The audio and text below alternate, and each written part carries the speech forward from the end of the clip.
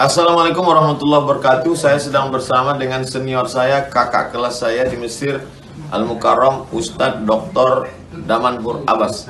Nikmati kajian-kajian tausiah beliau yang bergizi, berkualitas di channel Ustadz Damanhur Abbas. Jangan lupa tonton, subscribe, like, share, and comment. Assalamualaikum warahmatullahi wabarakatuh.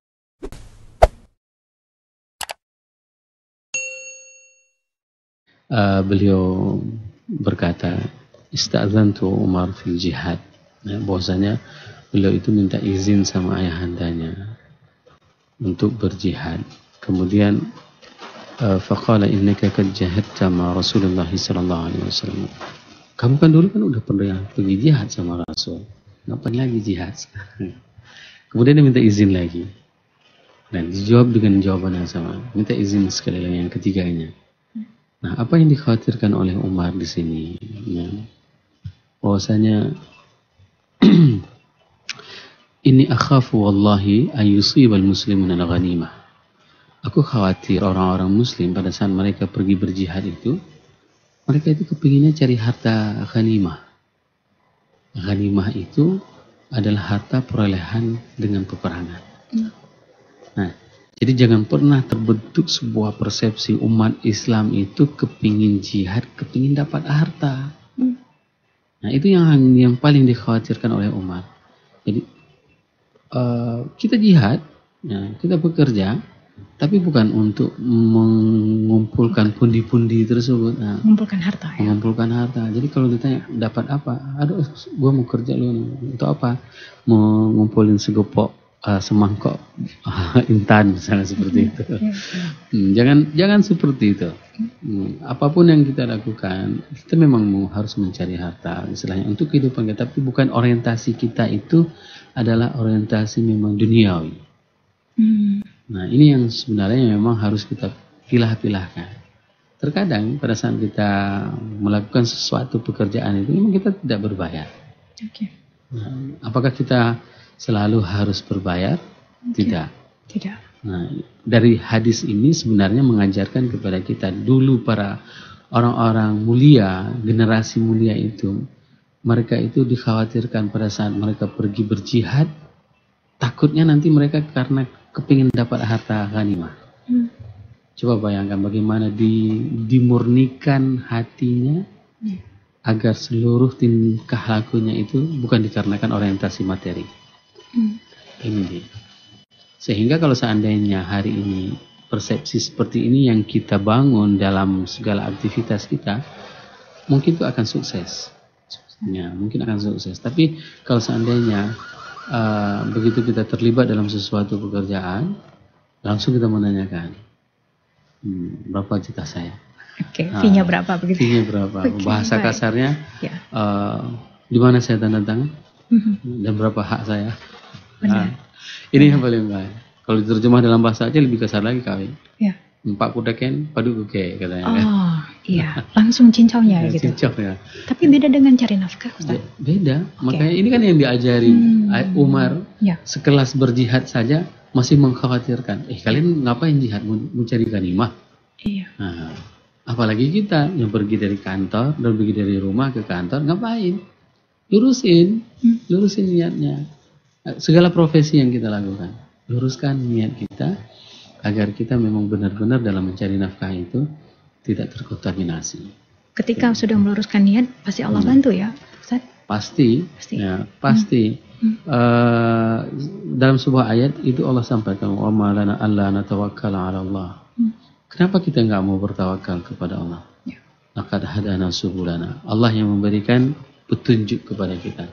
Jadi guidance itu sudah ada dari Allah, misalnya seperti ini. Kok kita nggak mau nerima sih?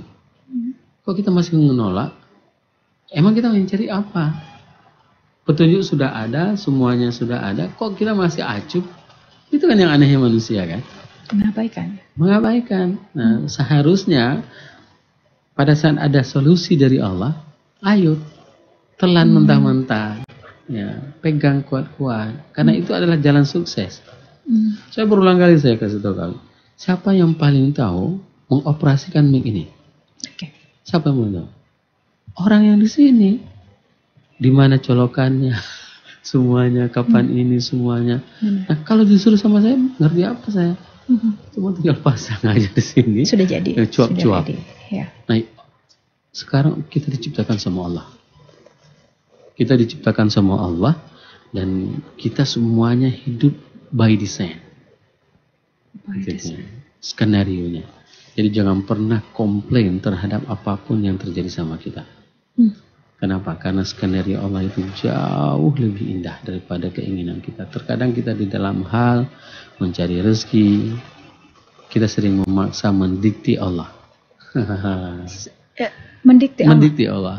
Nah, ini terlalu. Benar. Ya. Mendikti Allah. Padahal sebenarnya itu nggak baik bagi kita padahal. Tapi kita dikti Allah.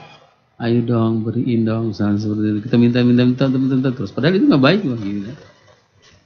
Nah, sehingga suatu saat itu diberikan, apa yang terjadi? Ya. Terjadilah kekacauan. Terjadilah malapetaka. Yang dulunya tidak pernah bertengkar dengan adanya. Segala macam terjadi. Ya. Segala macam terjadi. Kenapa? Karena kita menginginkan sesuatu yang memang tidak baik bagi kita. Maka di dalam Al-Quran itu sering diingatkan kepada kita, boleh jadi apa yang kita sukai itu tidak baik bagi kita. Dan boleh jadi apa yang kita tidak sukai itulah yang terbaik bagi kita. Tetapi ketika kita melakukan berjihad untuk mendapatkan harta, kita mendapatkannya, Ustaz. Benar. Ya. Tapi harus diluruskan. Kenapa kita berjihad? Kenapa saya harus pergi ke studio ini? Ya. Karena ada orang yang memang harus mengetahui bahwasanya mencari rezeki itu harus betul-betul karena Allah. Sehingga saya harus meninggalkan anak, istri, berangkat dari rumah, berangkat dari kantor, meninggalkan aktivitas yang lain, supaya ada orang yang mendapatkan hidayah dari Allah. Itu tujuan kita. Kenapa kami memang harus duduk sini? Bukan hanya sekadar karena ini memang tugas. Beda loh, misalnya sekarang kita pergi naik pesawat. Coba tanya sama pramugari, Mbak, kenapa Mbak bilang makasih, selamat sore, silakan? Karena dia jawab apa? Ini SOP kami. SOP.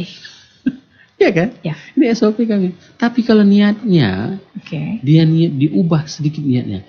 Aku ingin membahagiakan penumpang, begitu mereka sampai ke rumah, mereka akan bisa ketemu sama keluarga. Oh, itu pahalanya dahsyat. Oh.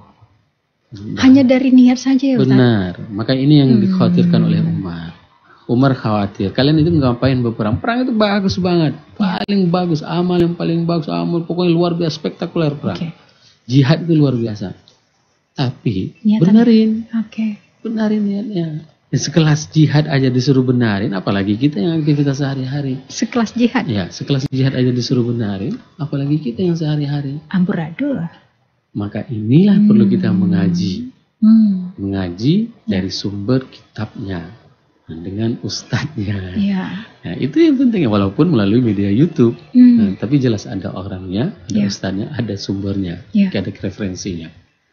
Itu yang paling terpenting. Sehingga keilmuan kita bersambung. Bersanad. Nah, jangan cuma dengar-dengar, cuap-cuap. Ya kan? Nanti langsung buat film. Abinak masih sangat ini ya sedang viralnya sekarang. Viralnya itu memang betul-betul viral itu. Sangat viral dan ya kita latah jadinya. Ya, berbagai macam komentar. Walid ya katanya. Iya. Walid ya. Ya, itu sangat viral itu Bang.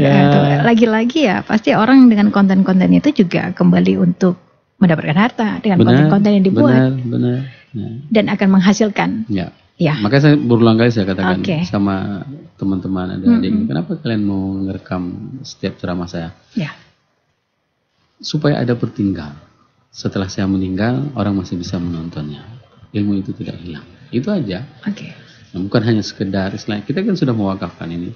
HP ini diwakafin, ilmu ini diwakafin, hasilnya juga diwakafin, semuanya jadi wakaf. Nah, ini sebenarnya yang memang kita harus ubah orientasi kita. Hidup dunia kan sementara. Tapi yang paling lama itu ya amal akan terus berkesinambungan. Jejak digital ya. Jejak digital amal kita itu memang luar biasa itu nih.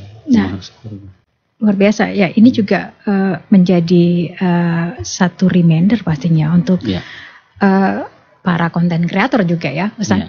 Benar. Bahwasannya ini berjihad untuk di jalan Allah, kenapa tidak? Betul. Dan ini juga pahalanya akan menjadi pahala jariah, amal Benar, jariah yang benar mengalir, bukan hanya sekadar membuangkan sumur, tapi dengan konten juga ya Ustaz ya. Dengan konten, makanya Iya. saya selalu menarik apa yang dilakukan oleh UAS. UAS itu nggak pernah ngambil dari penghasilan. Beliau semuanya sumbangkan, beliau sedekahkan, beliau wakafkan. Cukup banyak. Ya, jadi hal-hal seperti ini sebenarnya yang memang harus menjadi sebuah inspirasi bagi semuanya. Jadi tidak semuanya itu harus berbayar, istilahnya harus kembali ke private ownership. Nah, jadi menjadi milik pribadi dan itu dinikmati sendiri. Tapi ada kalanya kita memang harus berbagi. Dengan nikmat yang Allah berikan kepada kita hari ini tanpa ada sedikit pun kekurangan. Nah, tanpa ada sedikit pun kekurangan, Allah berikan kesempurnaan itu kepada kita. Begitu kita menghasilkan sesuatu, ayo berbagi. Dan ini sebenarnya yang memang yang memang harus kita tanamkan. Jadi kendala hari ini kalau paling banyak orang itu kalau diajak, kita lihat capek. Nah, ini ribet. Nah, ini susah. Dia tidak pernah menghitung bahwasanya kesusahan itu semuanya akan dikonversi sama Allah. Akan dihitung pahalanya. Maka saya sering mengingatkan, kalau ada kesempatan jangan pernah meninggalkan kebaikan. Ya, contoh misalnya, kemarin saya jelasin hal seperti ini setiap jemaah yang umroh dan mereka belum mendapatkan pengetahuan. Jemaah kita begitu dia setelah salat fardu di Masjidil Haram baik Nabawi maupun Mekah, mereka itu langsung salat sunat. Ya, ini kebiasaan yang tidak baik. Seharusnya dia menunggu sampai dengan salat jenazah. Nah, imam biasanya akan membuat pengumuman salat jenazah rahimakumullah dan sebagainya. Nah, orang kita biasanya langsung sembahyang sunat, sehingga begitu sembahyang jenazah dia duduk, nggak salat lagi. Tertinggal. Bukan tertinggal, memang nggak salat. Dia duduk aja karena dia udah terlambat, jadi dia tidak mungkin mengikuti. Tidak mau ikuti, duduk aja dia. Padahal pahalanya apa? Rasul mengatakan siapa yang melakukan salat jenazah pahalanya 1 kirat. 1 kirat itu ukurannya 1 uhud. 1 uhud itu luasnya, panjangnya 7 km, tingginya 500 meter. Jadi teman-teman desain itu mengukur berapa berat Uhud. Diperkirakan itu 8 miliar ton. 8 miliar ton. Ya. Berat Uhud 8 miliar ton. Nah, kalau seandainya 8 miliar ton itu dikali dikali di Mekah 100.000. Berapa pahalanya? 800.000 miliar ton pahala sekali sembahyang jenazah. Jenazah di Masjidil Haram. Di Masjidil Haram. Jadi kalau kita pakai timbangan, rusak semua timbangan. Rusak. Apapun timbangan ya. Apapun timbangannya. Nah, ini penting sekali. Maka bayangkan kalau seseorang bekerja mulai dari keluar rumah, semua dia akan mendapatkan pahala. Pulang lagi dia ke rumah, dia bawa pulang nafkahnya. Berapa pahala yang dia dapatkan? Sehingga dia kasih untuk anaknya bisa membaca Quran, anaknya bisa memuji Allah. Nah, ini semua yang memang harus kita luruskan. Jadi sehingga kita termotivasi terus untuk mencari rezeki dan mencari rezeki yang halal, dan kita akan memberikan kepada keluarga kita akan memuji Allah, dan setiap pujian itu akan mencapai pahala. Ya, meluruskan niat. Seharusnya memang harus seperti itu. Tapi lagi-lagi Ustaz, di dunia saat ini ya kita lihat banyak sekali terjadi hal-hal yang memang serta-merta membuat kita mengejar harta, tapi memang tidak dilarang untuk kaya, Ustaz. Ya, nggak pernah dilarang. Ya. Nah, Islam sangat menganjurkan orang-orang kaya, dan 10 orang yang dijamin masuk surga. Ya. 10 orang yang dijamin masuk surga, 5 orang kaya. 5 orang. 5 orang kaya. Kekayaannya itu mencapai triliunan. Triliunan rupiah, kalau dirupiahkan itu triliunan. Satu orang itu mempunyai triliunan. Dan saya sering mengatakan di RRI, Abdurrahman bin Auf, 1/3 hartanya itu pernah dikasih cuma-cuma untuk seluruh penduduk Madinah. Seluruh penduduk Madinah. Ada nggak orang baik di Lok Ismail? Hartanya dikasih 1/3 hartanya untuk seluruh orang Lok Ismail? Nggak ada. Ya. Coba bayangkan bagaimana kebaikan Abdul Padahal Rahman. ramai. Ya, berkelebihan. Iya. Tapi itulah orang-orang yang kaya yang menopang peradaban. Artinya seperti apa nih Ustaz? Orang kaya itulah yang akan menopang peradaban. Oke. Peradaban di dunia ini tidak akan pernah maju. Ya. Kalau seandainya kita mengharapkan dari kutipan-kutipan. Gitu dia. Tapi lihat bagaimana fakta sejarah. Siapa yang membiayai dakwah Rasul? Abu Bakar. Ya. Siapa yang membiayai dakwah Rasul di awal-awal Islam? Ibunda Khadijah. Jadi dalam riwayat hadis itu disampaikan Abu Bakar menceritakan pada saat Ibunda Khadijah mengeluarkan stok emasnya, itu nyaris Abu Bakar tidak kelihatan. Bisa dibayangin gimana hartanya Ibunda tidak Khadijah? Kelihatan ya? Nah, aku nyaris tidak terlihat dengan stok emas yang dimiliki oleh Khadijah. Itu semuanya ludes ya, dipergunakan untuk memperjuangkan agama Allah. Sekarang apa yang sudah kita perjuangkan? Ya. Sehingga sangat wajar kalau seandainya Ibunda Khadijah mendapat salam dari Allah. Coba bayangkan. Mendapat salam dari malaikat Jibril. Salam dari Allah. Salam dari Allah dan salam dari malaikat Jibril. Pada saat diboikot umat Islam selama 3 tahun di lembah Bani Hashim, malaikat Jibril turun melihat bagaimana Ibunda Khadijah sedang menyiapkan makanan kepada Rasulullah. 3 tahun itu para sahabat dalam semua riwayat itu mengatakan hanya mengkonsumsi air Zam-Zam. Artinya semua tidak boleh kan? Coba bayangkan. Jadi selama itu kan malaikat Jibril sedih melihat kondisi ibunda Khadijah. Sampaikan, wahai Rasulullah, sampaikan salam Allah kepada Khadijah. Dan sampaikan salamku kepada Khadijah. Kenapa? Itu salam dari Allah, bagaimana kita salam dari Rasul yang bagaimana ini Ustaz? Ya, Masya Allah ya. Makanya keistimewaannya bukan berarti kita dilarang kaya, tapi kayalah seperti Ibunda Khadijah. Yang ada di jalan Allah ya. Kekayaannya itu dipakai untuk membantu menyumbang sumbangsih peradaban. Sehingga kan kontribusinya kan, kalau misalnya kita mau hitung, Kawi bisa beribadah, bisa nyembah Allah, itu kan diantaranya kan sumbangsih Ibunda Khadijah. Oh iya. Nah, maka pahala setiap kebaikan yang kita lakukan itu akan mengalir kepada Ibunda Khadijah. Pahala yang kita apapun amal saleh yang kita lakukan itu akan mengalir kepada Abu Bakar, Umar, Utsman, Ali, para sahabat semuanya. Nah, itu yang dinamakan dengan sumbangsih. Nah, sekarang setelah kita meninggal, apa sih sumbangsih kita? Sehingga ada orang yang memang itu bisa beramal, bisa tersadarkan dengan kita. Dalam arti kata terputus saat ini, Ustaz? Gimana? Terputuskah di peradaban? Iya. Oke. Ya, dan kita sama sekali tidak memberikan kontribusi apa. Ini mohon maaf. Sehingga kita harus bisa memastikan setelah kita meninggal seharusnya ada sesuatu yang memang itu terus mengalir.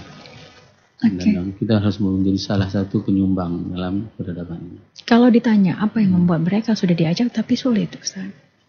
Karena keimanan.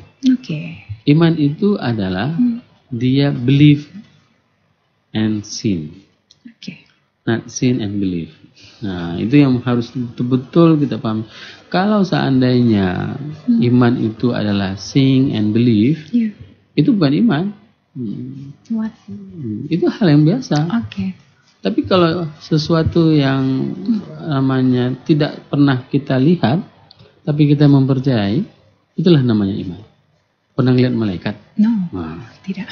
Tapi kita kan percaya bahwa ada malaikat. Pernah ketemu sama Rasul? Enggak. Tapi kenapa kita percaya sama beliau? Kenapa kita rindu sama beliau? Karena apapun yang beliau sampaikan itu adalah fakta. Nah, ini yang mungkin bagi saudara-saudara kita belum ketemu dengan titik ini.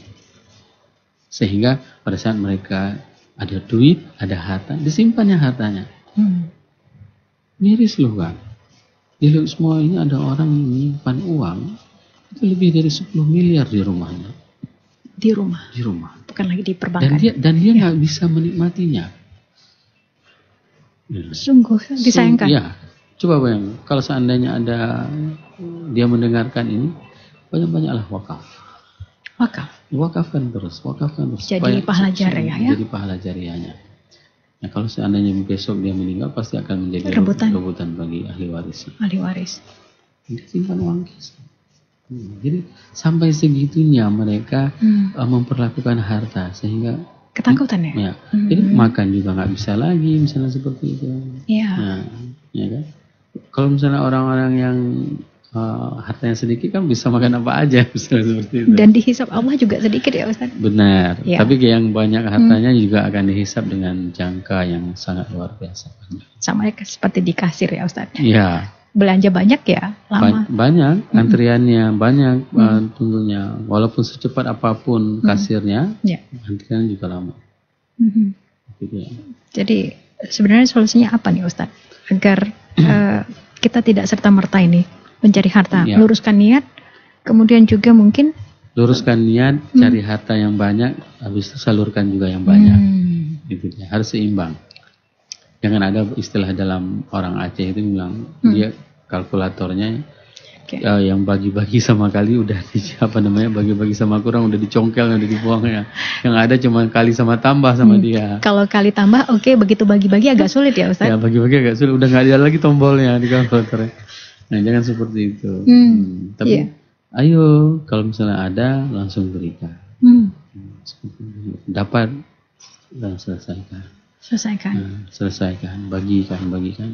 Maka kan menarik sekali. Saya para sahabat begitu mendengar sesuatu, ini, mereka langsung aktualisasikan.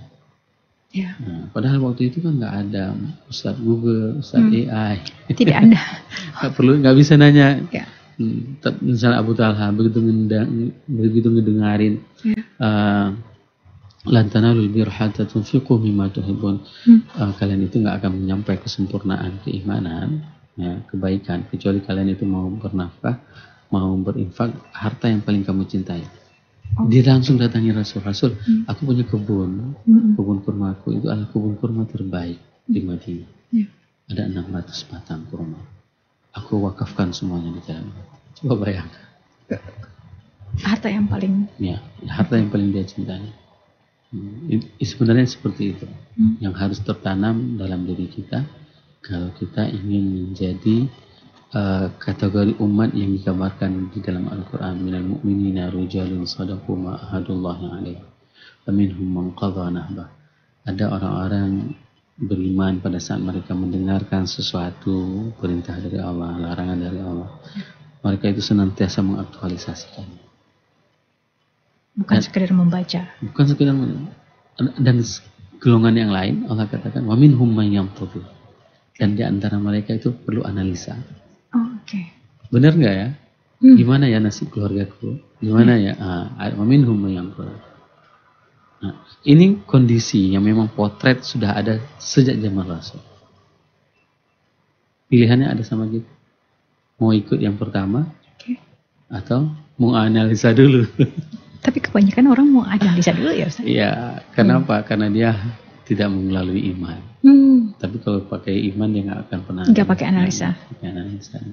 Karena menganalisa mungkin hanya memikirkan untung rugi. Benar. Ya. Gitu ya. Apa benefitnya bagi saya? Apa manfaatnya? Bagaimana nanti usaha saya? Kan itu semuanya yang dibisikkan oleh iblis sehingga kita khawatir. Khawatir keberlangsungan ke depan. Ya, khawatir bahwasanya perjalanan harta ya. Syaitan wa'idukumul faqr. Bahwasanya syaitan itu selalu menjanjikan kefakiran kepadamu. Jangan sedekah, nanti kamu itu miskin. Itu bisikannya. Luar biasa. Baik. Menarik sebenarnya Ustadz, ini masih banyak yang ingin ditanyakan tapi memang waktunya. Kita. Silakan Ustadz, terakhir mungkin ada apa yang disampaikan. Pertama sekali pada saat kita mencari harta, luruskan niat kita sebagaimana Umar meluruskan niat Abdullah anaknya pada saat ingin berjihad. Jihad adalah amal yang paling keren tapi juga harus dibenarkan. Apalagi kerjaan kita sehari-hari dengan segala profesionalisme yang kita lakukan, kita tekuni, maka kita perlu menjadikan dia itu sebagai persembahan amal terbaik kita kepada Allah. Semoga apa yang saya sampaikan ini bermanfaat bagi saya dan bagi kita semuanya. Subhanakallahumma bihamdika asyhadu an la ilaha illa anta astaghfiruka wa atubu ilaik. Assalamualaikum warahmatullahi wabarakatuh.